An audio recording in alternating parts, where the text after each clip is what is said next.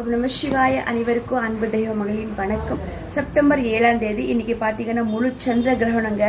Night 9:55 start ஆகுது. இது 1 மணி வரையிலும் இருக்கும்.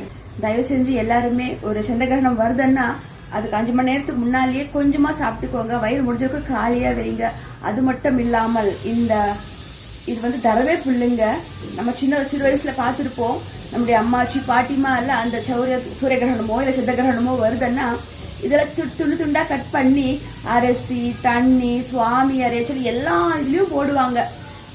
சில பேருக்கு இன்னும் ஞாபகம் இருக்கும் நான் நினைக்கிறேன். இது நான் சிறு வயசுல அம்மாச்சி என் கையில் இதெல்லாம் போட வைப்பாங்க. எல்லா பொருளையும் போடணும். இது சாப்பிடலாம் எதுவுமே வீட்டில் வைக்க வேண்டாம். நைட்டு இன்னைக்கு வேண்டாம். இதுவாக இருந்தாலும் ஒரு 3 மணி நேரம் 4 மணிக்கு முன்னாடியே சாப்பிட்டு முடிச்சுக்கோங்க.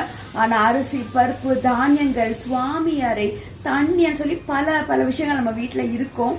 அதில் எல்லாத்துலேயுமே சின்ன சின்ன பீஸுக்கெல்லாம் கட் பண்ணி எல்லாத்துலேயுமே போடுங்க. இது வந்து இந்த சந்திர கிரகணத்தில் நமக்கு இது ரட்சிக்கும் இல்லைங்களா? கண்டிப்பாக இது வந்து எங்கே கிடைக்கும்னா நாட்டு மருந்து கடலை கிடைக்குங்க. தர்மபுரின்னு சொல்லுவாங்க. இங்கே வேறு பேரை கூட இருக்கலாம். கண்டிப்பாக இதை பார்த்துக்கோங்க. கண்டிப்பாக இது வந்து சின்ன சின்னதாக கட் பண்ணி எல்லா பொருளையும் போடுங்க.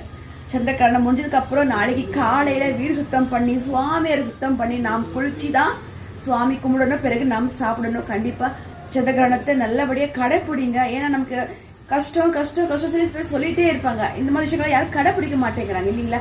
கண்டிப்பா சந்திரகிரகணம் முடிஞ்ச உடனே எல்லாம் குளிச்சு வீடெல்லாம் சுத்தம் பண்ணி சுவாமியாரை சுத்தம் பண்ணி இந்த வாசலெல்லாம் நல்லா கழுவி அதுக்கப்புறம் தான் வீட்டில் போய் நாம் குளிச்சு விளக்கு போடணும். ஞாபகம் வச்சுக்கோங்க. அதுக்கப்புறம் தான் நாம் நைவேத்தியம் சுவாமிக்கு வச்சு தான் நம்ம சாப்பிடணும் இல்லைங்களா? இப்போ இதெல்லாம் கடைப்பிடிங்க. சதா பகவானுடைய அந்த எந்த தாக்கங்களும் நமக்கு தாக்காமல் இருக்கிறதுக்கு இதை நல்லபடியாக வழிபாடு பண்ணலாம். இதனுடைய பரிபூர்ண ஆஸ்வாதம் உங்களுக்கும் கிடைக்கட்டும். பகவானும் நல்லா சந்தோஷமா இருக்கணும். நாமளும் நல்லா இருக்கணும் இல்லைங்களா? இந்த பிரபஞ்சம் நல்லா இருக்கணும். லோகம் நல்லா இருக்கணும்.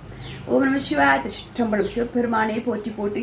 சந்திரகிரகணம் வரத்து முன்னாடி எல்லாருமே தயாராகிருங்க. நல்லபடியாக கடைப்பிடிங்க. நாம் நிச்சயமா நல்லா இருக்கும். நன்றி. சிவபெருமானே போற்றி. நன்றி.